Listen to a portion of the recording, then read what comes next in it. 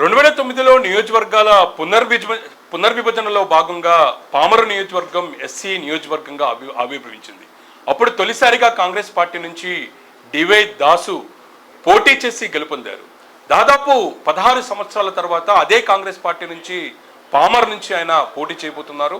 ప్రస్తుతం ఆంధ్రప్రదేశ్ రాష్ట్రంలోని కాంగ్రెస్ పార్టీ హవా ఏ విధంగా ఉంది, ప్రధానంగా పామర నియోజకవర్గంలోని హస్తం ఎంతవరకు ప్రస్తుతం జరుగుతున్న ఎన్నికల్లో పోటీనిస్తుంది? మనతో మాట్లాడటానికి కాంగ్రెస్ పార్టీ అభ్యర్థిగా పామర్ నుంచి పోటీ చేస్తున్న డివై దాస్ ఉన్నారు. నమస్కారం దాస్ గారు. నమస్తే అండి. ఎలా ఉన్నారు? బాగున్నానండి. అంటే ప్రధానంగా నిన్నటి వరకు వైఎస్ఆర్ కాంగ్రెస్ పార్టీలో ఉన్న మీరు ఎలక్షన్ సమయంలోనే ఎందుకు కాంగ్రెస్ పార్టీలోకి రావడం జరిగింది? సో నేను వైఎస్ఆర్సీపీ పార్టీలో నేను చేరలేదండి. జస్ట్ జగన్ నన్ను పిలిచారు. అతనికి ఇప్పుడైతే ఎవరైతే అనిల్ అనేటువంటి వాడు ఎమ్మెల్యేగా పనిచేస్తున్నాడో అతనికి కొంచెం హెల్ప్ చేయన్నా, నువ్వు నా ఇన్ టైంలో మీరు నా దగ్గరికి రాలేదు. ఒక రకంగా వైసీపీకి మీరు సపోర్ట్ ఇచ్చినట్టే కదా. నేను పర్సనల్గా అతనికి ఎమ్మెల్యేని గెలిపించమని అతను రిక్వెస్ట్ చేశాడు. పార్టీలో చేరతావని అంటే నేను చేరనండి, నేను కాంగ్రెస్లోనే ఉంటాను. నేను అందుకే ఆ రకంగా నేను చేయడానికి ఏం ప్రాబ్లం లేదండి. నేను తప్పకుండా కాన్స్టిట్యున్సీ వరకు మీ క్యాండిడేట్కి నేను హెల్ప్ చేస్తానని చెప్పాను. అంటే ప్రస్తుతము మొన్నటి వరకు జగన్కి సపోర్ట్ ఇచ్చిన మీరు ప్రస్తుతం అంటే ఇండైరెక్ట్లీ సపోర్ట్ ఇచ్చిన వైసీపీకి మీరు ఈ పామరు నియోజకవర్గంలోని ఇప్పుడు కాంగ్రెస్ పార్టీ నుంచి పోటీ చేస్తున్నారు. అంటే కాంగ్రెస్ పార్టీ పరిస్థితి గతంలోనే ఇప్పుడు ఏ విధమైన మార్పులు ఉన్నాయంటారా?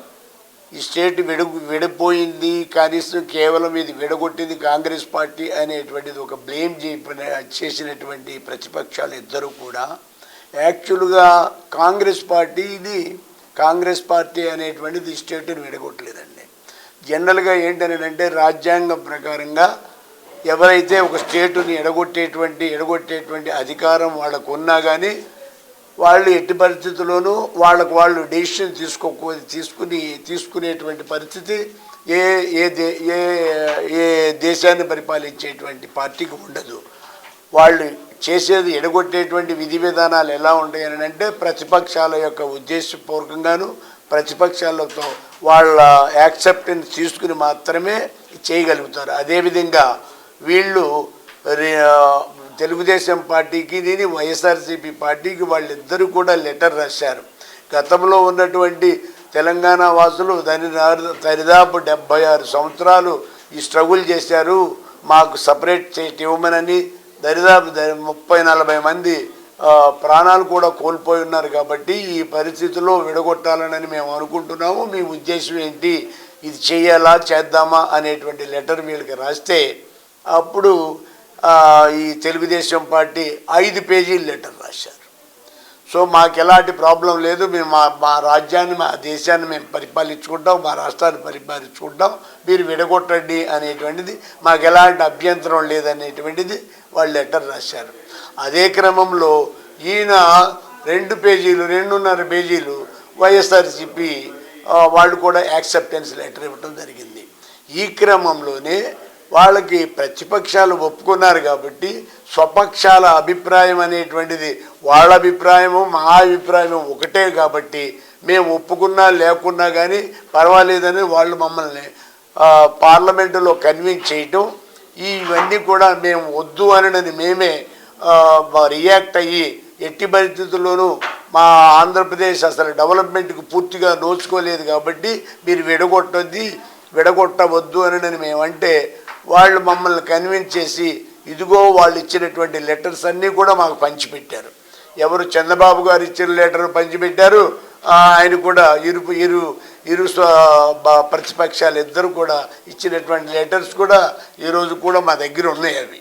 సో ఇవన్నీ ఈ కారణంగానే వాళ్ళ సమస్యను పూర్తిగా తీర్చేద్దాం అనేటువంటి ఉద్దేశంతో కాంగ్రెస్ పార్టీ తీసుకున్నటువంటి ఆ నిర్ణయాన్ని ఆ విధంగా అంటే వాళ్ళ సమస్యలు పూర్తిగా తీసేసినా సరే ఏపీలోని పూర్తిగా తుడిచిపెట్టిపోయింది కదా కాంగ్రెస్ పార్టీ. కరెక్టే. అది మరి ఆ క్రమంలోనే 10 సంవత్సరాలు మేమంతా కూడా ఇబ్బంది పడ్డాం. అయినా కానీ కాంగ్రెస్ పార్టీ ఇది జాతీయ పార్టీ, ఇవాళ కాకపోయినా రేపైనా కానీ తప్పుకోకుండా ఫుల్ ఫ్లెడ్జెడ్గా ఒక ఒరిజినల్ స్టేజ్కి వస్తుంది అనేటువంటి ఆశతో మేమైతే ఉన్నాం. కాబట్టి ఏంటంటే ఇక్కడ ప్రతిపక్షాలు అనేటువంటిది ఇక్కడ పూర్తిగా డెవలప్మెంట్ అనేటువంటిది పూర్తిగా టోటల్గా అసలు కంటికి కనపడకున్నటువంటి పరిస్థితుల్లో ఉంది. కాబట్టి అంటే ఆంధ్రప్రదేశ్ రాష్ట్రంలో జాతీయ పార్టీలకు స్పేస్ ఉందంటారా? డెఫినెట్గా ఉంటుంది. లేకపోతే ఎన్నాళ్ళు ఉన్నటువంటి కాంగ్రెస్ పార్టీ అనేక సంవత్సరాలు మన జాతీయ అప్పటి నుండి కాంగ్రెస్ పార్టీ, దానికన్నా ముందు ఆవుతోడ ఉన్నటువంటి కాంగ్రెస్ పార్టీ పరిపాలించింది. ఆ తర్వాత హస్తం గుర్తున్నటువంటిది అనేకసారి దరిదాపు 3-4 టర్మ్స్ పనిచేసిన తర్వాతనే కదా, వాళ్ళ నుండే కదా కాంగ్రెస్ పార్టీ నుండి ఆంధ్రప్రదేశ్ ఈ విధంగా పరిపాలించింది. కాబట్టి ఉండదు ప్రాంతీయ పార్టీకి జాతీయ పార్టీకి డెఫినెట్గా ఫైనాన్షియల్ స్టేటస్లో కానీ లేకపోతే ఇతరమైనటువంటి దానికి డెఫినెట్గా చాలా తేడా ఉంటుంది. అంటే ఇక్కడ ఉన్నటువంటిది ప్రాంతీయ పార్టీలు అనేటువంటిది ఇన్కమ్ అనేటువంటిది వాళ్ళకి జీరో ఇన్కమ్. అంటే ఇతరత్రగా వాళ్ళకి సపోజ్ మెడ్రాస్ ఉంది, తమిళనాడులో ఇప్పటికే ఎంతో ఇండస్ట్రియల్గా ఎంతో డెవలప్ అయి ఉంది. కాబట్టి వాళ్ళ దగ్గర ఉన్నటువంటి సోర్సెస్ అన్నీ కూడా ఆవేలో వాళ్ళు ప్రజా పరిపాలన చక్కగా సజావుగా చేయగలుగుతున్నారు. కానీ వీళ్ళు ఎలా చేయగలుగుతారండి? అక్కడ ఎక్కడుంది? ఓన్లీ రైతు ఆధారపడేటువంటిది మా కల్టివేషన్ ఒకటి ఉంది.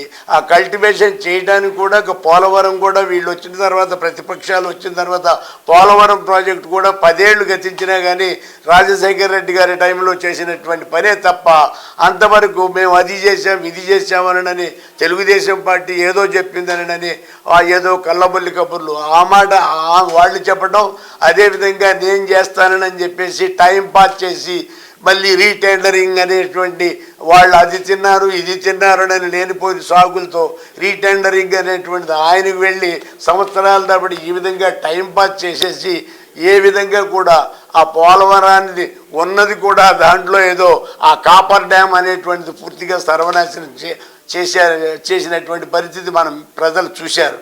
ఇతని వలన కానీ, తెలుగుదేశం వలన కానీ, లేకపోతే వైసీపీ వలన కానీ ఈ 2 విధాలుగా కూడా కొన్ని కోట్లాది రూపాయలు, కొన్ని వేల కోట్ల రూపాయలు ఆ కాపర్ డ్యామ్ చేసినటువంటి పనే సర్వనాశనం అయిపోయింది కదా. అది కనీసం దేని వలన అవ్వచ్చు, లేకపోతే వీళ్ళ వలన అవ్వచ్చు, వీళ్ళు లేకపోతే సబ్స్టాండర్డ్ వర్క్ చేయటం వలన కానీ ఏదో మొత్తానికి అది పోయింది అనేటువంటిది ఒక వినికిడి అందరికీ, ప్రజలందరికీ కూడా తెలిసినటువంటి విషయమే. ఇలాంటి వనరులు ఉన్నటువంటి ఆంధ్రప్రదేశ్ను సజావుగా పరిపాలించలేనటువంటి ఈ ప్రతిపక్షాలను నమ్ముకుని నేనైనా నా ప్లేస్లో ఇంకెవరైనా కానీ ఇన్కమ్ లేనటువంటి విధంగా ప్రజలకి ఏ విధంగా జవాబుదారీగా మేము ఉండగలం, మేము ఎలా చేయగలం వాళ్ళకి? ఇప్పుడు నేను ఒక పార్టీకి వెళ్తున్నాను, ఒక ఊరు వెళ్తున్నాను, అమ్మా నేను గెలిచిన తర్వాత నేను ఈ పని చేసి పెడతానని నేను ప్రామిస్ చేస్తాను. ఆ పని నేను కంపల్సరీ నేను చెయ్యాలి. ఎక్కడ తెచ్చి చేయగలను? అదేవిధంగా నా తర్వాత నేను చేసిన తర్వాత తెలుగుదేశం పార్టీ గెలిచింది. వాళ్ళు కొన్ని సీట్లు గెలుచుకున్నారు, ఒక 50-60 సీట్లు ఎన్నో వచ్చినాయి.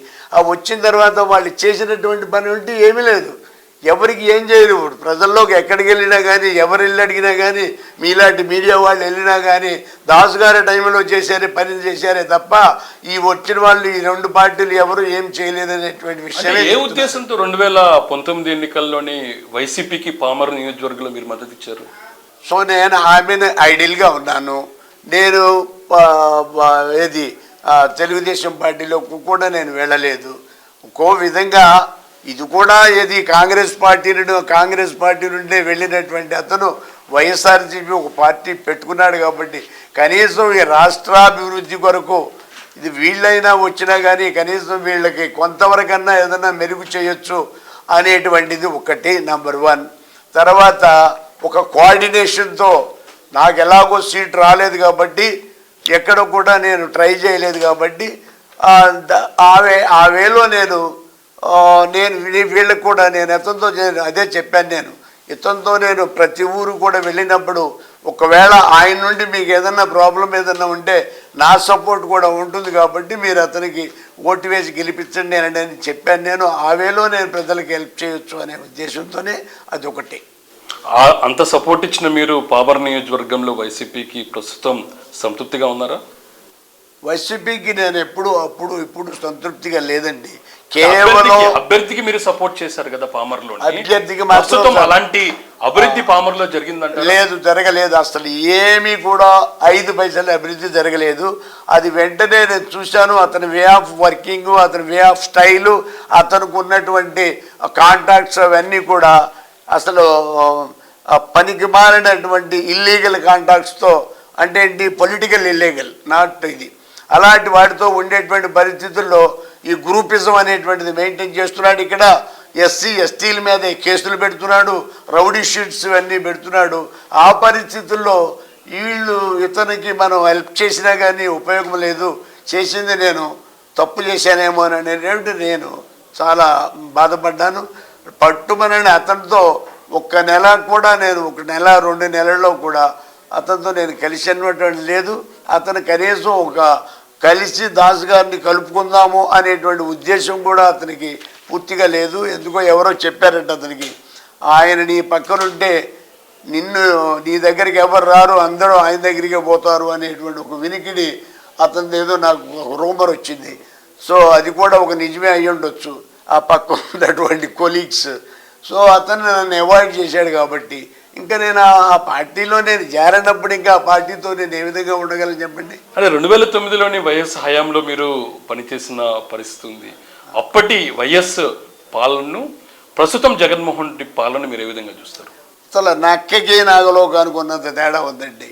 ఎందుకంటే ఇప్పుడు నేను 725 కోట్ల రూపాయలు నేను తీసుకొచ్చాను. ఫర్ ఎగ్జాంపుల్, దాంట్లో ఒక 65 crores ఆఫ్ ఒక ప్రాజెక్ట్. అది ఈ 3 మండలాల్లో, పామర్రు మండలము, మవ్వ మండలము, పెదపార్పూడి మండలం, ఒక ఎగ్జాంపుల్కి తీసుకుందాం. ఈ 3 మండలాల్లో వీళ్ళు తాగేటువంటి వాటర్, గ్రౌండ్ వాటర్ టోటల్గా ఈ పాయిజనస్ వాటర్, అంటే సాల్టీ వాటర్. ఆ సాల్టీ వాటర్ కనీసం యూసేజ్ కూడా పనికిరానటువంటి వాటర్. ఆ వాటర్ శాంపిల్ తీసుకుని నేను ల్యాబ్కి వెళ్ళి టెస్ట్ చేయించేసి ఈ వాటర్ డ్రింకబుల్ వాటర్ కాదనేటువంటిది ఆ రిపోర్ట్స్ వచ్చిన వెంటనే నేను ఇది సెంట్రల్ గవర్నమెంట్ ఫండ్స్ కాబట్టి ఈ ఫండ్స్ని దాదాపు 65 crores ఫండ్స్ తీసుకుని అలొకేట్ చేసి అవన్నీ కూడా అక్కడ నుండి కృష్ణానది దగ్గర ఒక ఓవర్ హెడ్ ట్యాంక్స్, ఆ తర్వాత అయ్యంకిలో ఒక ఓవర్ హెడ్ ట్యాంక్స్, తర్వాత అండర్ గ్రౌండ్ పెద్ద సంపు, చాలా వెరీ బిగ్ ట్యాంక్ అది. సో అంటే అక్కడ నుండి పెదపార్పూడి మండలం, పామర్రు మండలం, మవ్వ మండలం, ఈ 3 మండలాలకి ఫిక్స్ చేసి ఈ 3 మండలాలకి తాగునీరు ఇవ్వాలనేటువంటి దానితో ఆ విధంగా నేను వర్క్ చేశానండి. అనతి కాలంలోనే, చాలా తొందరలోనే నేను స్టార్ట్ చేశాను. 2 సంవత్సరాల లోపల, వితిన్ ది 2 years లోపల మవ్వ పూర్తిగా ఇవ్వగలిగాను. పామర్లో ఒక 20 villages మాత్రం ఇవ్వగలిగాను. అది తర్వాత పారపూడి మండలంలో ఒక ఓవర్ హెడ్ ట్యాంక్ కట్టాను, అక్కడికి వెళ్ళి ఆగింది.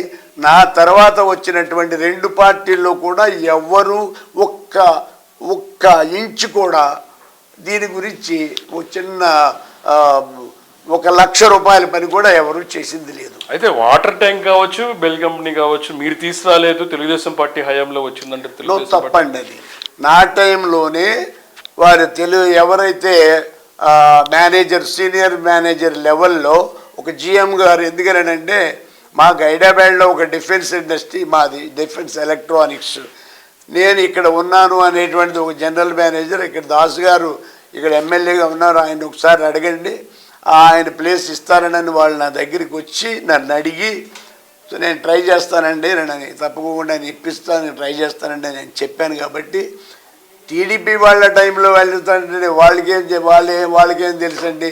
ఆ రామయ్య గారికి ఆయనకి ఎంతవరకు ఉంది, అసలు మాట్లాడటమే సరైనటువంటి వ్యక్తిగా కాదు, ఆయన స్టైల్ ఆఫ్ వేరు, ఆయన మాటలు వేరు. అలాంటిది ఆయన ఎక్కడ తీసుకొస్తాడండి? చంద్రబాబు గారు అయితే తీసుకొస్తాడా దాని గురించి? దాన్ని నేను అది కోర్టులో ఉంది, అది ఎండోమెంట్ ల్యాండ్. అది ఆ ఎండోమెంట్ ల్యాండ్లో కోర్టులో కొన్ని రిస్ట్రిక్షన్స్ ఉంటాయి.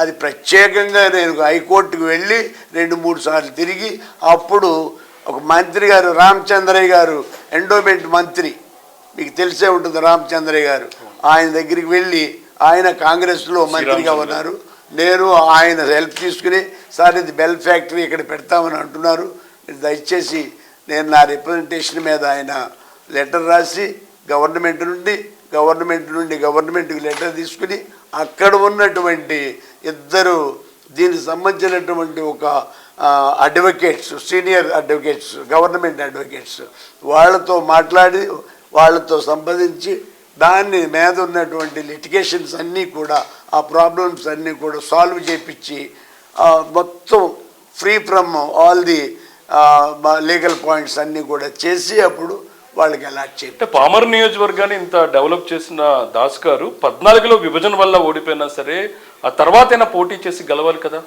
ఇప్పుడు ఏంటంటే కాంగ్రెస్ పార్టీ ఓడిపోయిన తర్వాత అంత తొందరగా మళ్ళీ ఇమ్మీడియట్గా అనేటువంటిది ఇండిపెండెంట్గా చేసేటువంటి నాకు ఇంట్రెస్ట్ లేదు.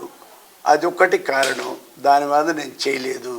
ఆ తర్వాత నేను ఇండిపెండెంట్గా చేద్దాము అని నామినేషన్ కూడా ఎందుకనంటే దీనికన్నా ముందు ఏంటంటే నేను ఆ పరిస్థితి విడగొట్టిన తర్వాత కూడా నేను చాలా పని చేశాను, 700 crores వర్క్ చేశాను అనేటువంటి నమ్మకంతో పబ్లిక్తో తప్పకోకుండా నన్ను యాక్సెప్ట్ చేస్తారనే ఉద్దేశంతో నేను ఇండిపెండెంట్గా కూడా చేశాను. నేను కాంగ్రెస్ పార్టీలోనే నేను కంటెస్ట్ చేశాను. కానీ నాకు 12,000 ఓట్లతో సర్దుకున్నా నేను. అంటే ప్రస్తుతం ఉన్న రాజకీయాలకి దాస్ గారు ఇముడతారా? సో ఇముడుతారు అని అంటే నాకు సిస్టమ్ అండి.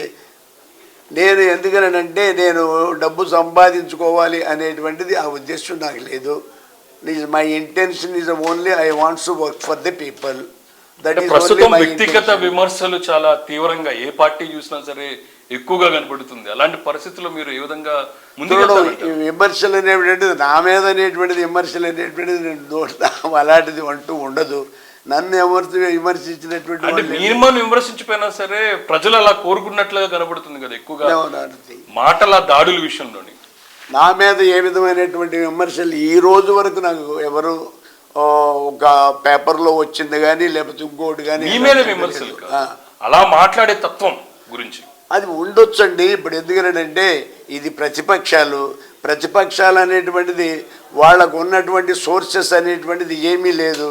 వాళ్ళిద్దరూ ఒకళ్ళ మీద ఒకళ్ళు బూతులు తిట్టుకోవటం అవి చేయటం విమర్శించుకోవటం అనేటే తప్ప కాంగ్రెస్ పార్టీ రాజకీయాల్లోని వ్యక్తిగత విమర్శలు సబమే అంటారా?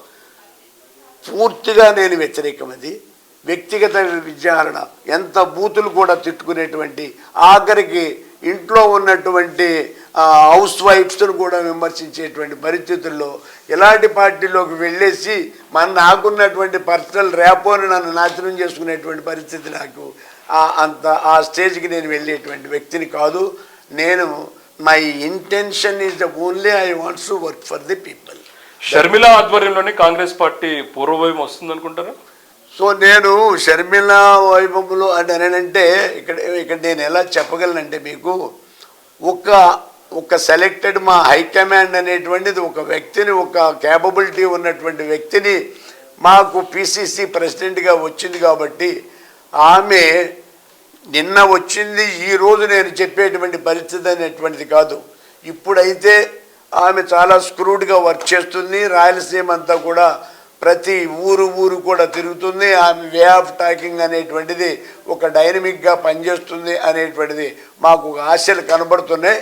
ఏది ఏమైనా కానీ ఈ విధంగా ఈ ఎలక్షన్స్ అయితేనే కానీ ఒక సరైనటువంటి డెసిషన్ మేకింగ్ అనేటివి మాకు రాదు. అంటే కాకపోతే ఏంటంటే ఇప్పుడైతే పూర్తిగా ఆమె మీద మాకు 100% కాన్ఫిడెన్స్ ఉంది.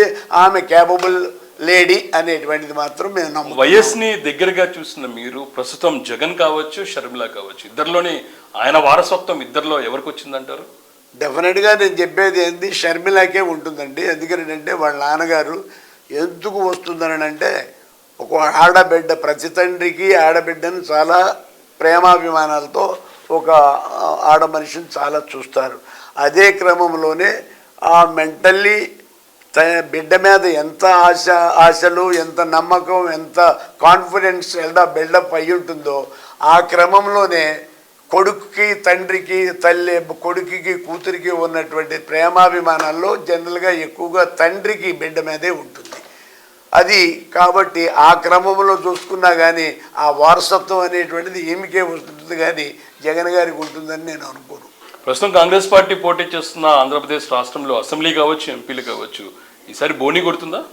డెఫినెట్గా కొడుతుందండి. దేనగాడికి దరిదాపు అవుతుందా? ఎందుకనంటే సెంట్రల్లో ఫర్ యువర్ కైండ్ ఇన్ఫర్మేషన్, సెంట్రల్లో కాంగ్రెస్ పార్టీ వచ్చేటువంటి అవకాశాలు చాలా చాలా ఉన్నాయి. ఈ మధ్యలో నేను అనేక ఒక మీడియాలో, సోషల్ మీడియాలో కానీ ఇంకా ఇతర మీడియాల్లో కానీ ఒక ఇంటర్నేషనల్ జర్నలిజం డిబేట్లో కూడా నేను చూశాను. కాంగ్రెస్ పార్టీ ఆంధ్రప్రదేశ్లో పరిస్థితి, ఆంధ్రప్రదేశ్లో కాంగ్రెస్ పార్టీలో దేశంలో డెఫినెట్గా ఆంధ్రప్రదేశ్లో మేము we're expecting around 15 to 20 seats అండి. అందులో పామర్ ఉంటుందా? డెఫినెట్గా ఉంటుంది. ఆమె first man of the win in the party. అంటే మీరు పాంప్లెట్ కూడా చూస్తే చాలా అంశాలు ఉన్నాయి, దాదాపు 25 అంశాలు ప్రస్తావించారు. అవును. తాను మీరు పాంప్లెట్ లోని చూసినట్టే దాదాపు 20 అంశాలు దీంట్లో ప్రస్తావించిన పరిస్థితి ఉంది. ఇందులోని చాలా వరకు తెలుగుదేశం పార్టీ తమ హయాంలో చేసుకుందామని చెప్తుంది, మరోపక్క వైసీపీ తమ హయాంలో జరిగిందని చెప్తుంది. ఇందులో వాస్తవాలు ఎంత? చేయవలసినటువంటి ఐటమ్ ఇది, చేసిన ఐటమ్స్ ఎవరు చేయలేదండి. అది చేసినవి కాదవి, చేయవలసినటువంటి నా expected development of the points అవి. సో వాళ్ళు చెయ్యలేదు, నేను చేస్తాను. ఇది మున్సిపాలిటీ నేను చేస్తానన్నాను. ఫర్ ఎగ్జాంపుల్ ఈ పామరులో ఉన్నటువంటిది నేను ఒక ఇండస్ట్రియల్ ఎస్టేట్ తీసుకొస్తాను. Why? Because I'm industrialist, originally I'm industrialist. I'm ఒక క్యాపబిలిటీ ఉన్నటువంటి ఒక స్మాల్ ఇండస్ట్రీ, ఎంఎస్ఎంఈడి ఇండస్ట్రీస్ట్ నేను ఐఎమ్ చైర్మన్ అండ్ మేనేజింగ్ డైరెక్టర్గా కూడా నేను పనిచేస్తున్నా. I'm administrator of the industry. So ఆ అడ్మినిస్ట్రేషన్ అనేటువంటిది అన్ని విధాలుగా కూడా ఉంటుంది. నా ఇండస్ట్రీకి నేను ఏ విధమైనటువంటి ఫెసిలిటీస్ నేను ఇవ్వగలను, అదే క్రమంలో నా సోషల్ మీడియాకి ఏ విధమైనటువంటి ఫెసిలిటీస్ కల్పించాలో అనేటువంటిది నాకు తెలుసు. కాబట్టి నేను గవర్నమెంట్లో నా అటాచ్మెంట్స్ పెంచుకున్నాను. కాబట్టి వాట్ ఈజ్ ది గవర్నమెంట్ అండి?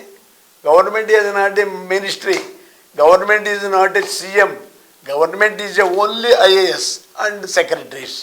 సో వాళ్ళతో నా ఇంటరాక్షన్ విపరీతంగా ఉంది, పెంచుకున్నాను. కాబట్టి ఆవేలో దరిదాపు అన్ని కోట్ల రూపాయలు నేను తీసుకుని నేను ఇక్కడ డెవలప్ చేసుకోగలిగానే తప్ప, లేకపోతే మంత్రులు ఎంతవరకు ఇస్తారండి?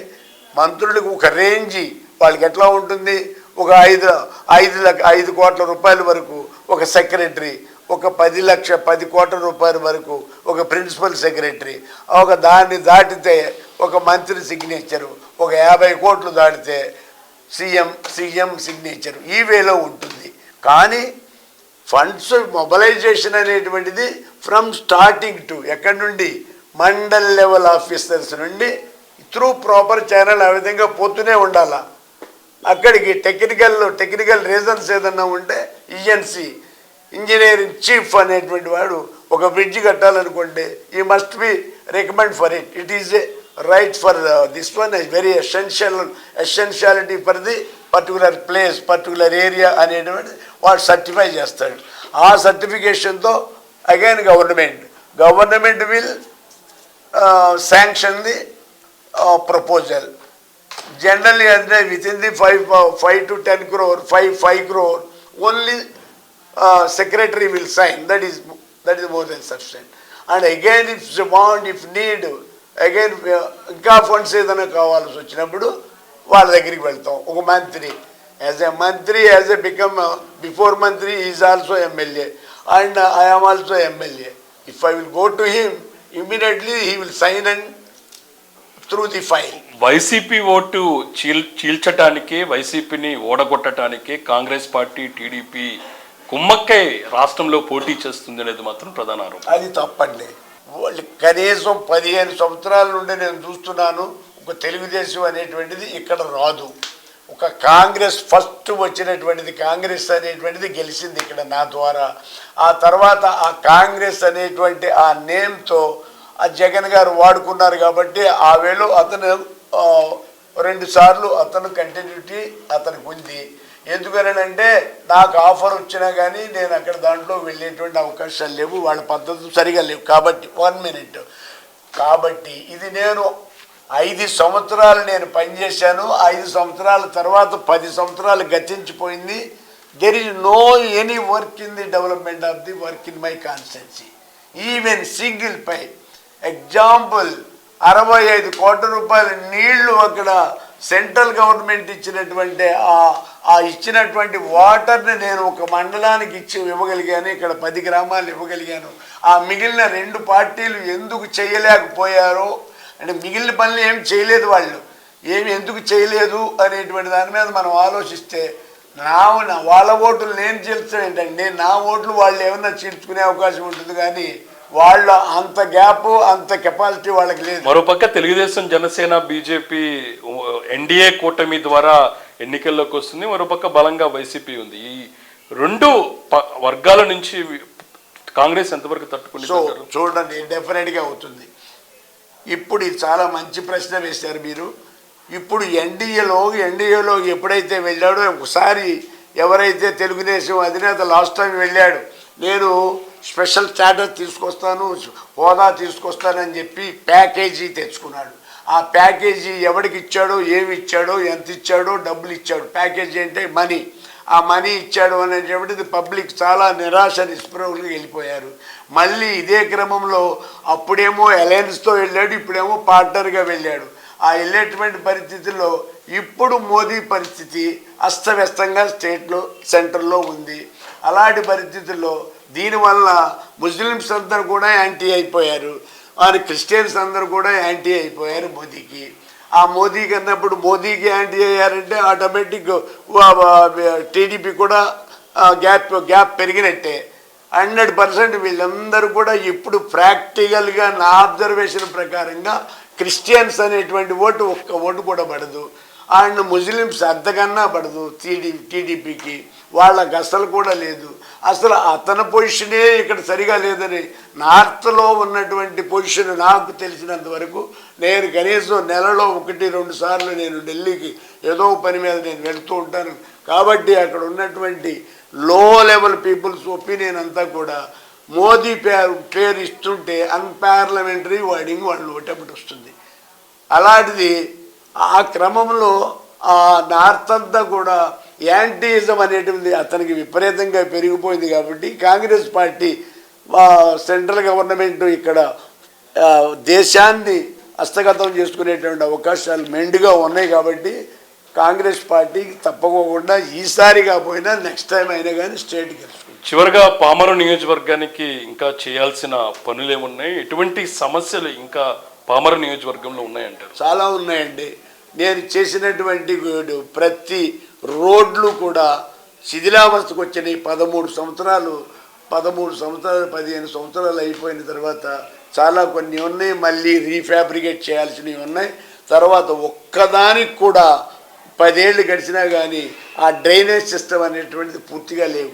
ఒక్కొక్క ఊరు తిరుగుతుంటే ఈగలు, దోమలు అవన్నీ కూడా రోడ్డు అయితే ఉంది, కానీ చాలా అన్హ్యాపీగా పబ్లిక్ ఫీల్ అవుతున్నారు. ఎవరు కూడా వీళ్ళు ఏం పని చేయలేదు. నేను వస్తున్నానమ్మా, తప్పుకోకుండా నేను గెలుస్తున్నాను, నన్ను గెలిపించుకోండి, నేను మళ్ళీ అప్పుడు కాంగ్రెస్సే ఇప్పుడు కాంగ్రెస్సే, మీరు ఒక్కసారి నన్ను గెలిపించుకోండి, ఇవన్నీ కూడా టోటల్గా నేను క్లియర్ చేసి పెడతాను అని చెప్తున్నాను. నేను చాలా హ్యాపీగా సార్ మీరే రండి, సార్ మీరే రావాలని వాళ్ళు ఎంతో నవ్వుతూ నన్ను రిసీవ్ చేసుకుంటున్నారు. దాన్ని బట్టి నేను గెలుస్తున్నాను. థ్యాంక్ యూ దాస్ గారు, all the best. Thank you sir. ఇది పరిస్థితి. పామరు నియోజకవర్గాల్లోని సమస్యలు ఇంకా పెండింగ్లో ఉన్నాయి. ఖచ్చితంగా కాంగ్రెస్ పార్టీని గెలిపిస్తే సమస్యల పరిష్కారం దిశగా కూడా పనిచేస్తా అంటున్నారు డివై దాస్. ఇంకా ఆంధ్రప్రదేశ్ రాష్ట్రంలో కాంగ్రెస్ పార్టీ పూర్వవైభవం రాబోతుంది. ఖచ్చితంగా 2024 సార్వత్రిక ఎన్నికల్లోని ఆంధ్రప్రదేశ్ రాష్ట్రంలో కాంగ్రెస్ పార్టీ బోణీ కొట్టబోతుంది అనేది కూడా ఆయన ధీమా వ్యక్తం చేస్తున్నారు.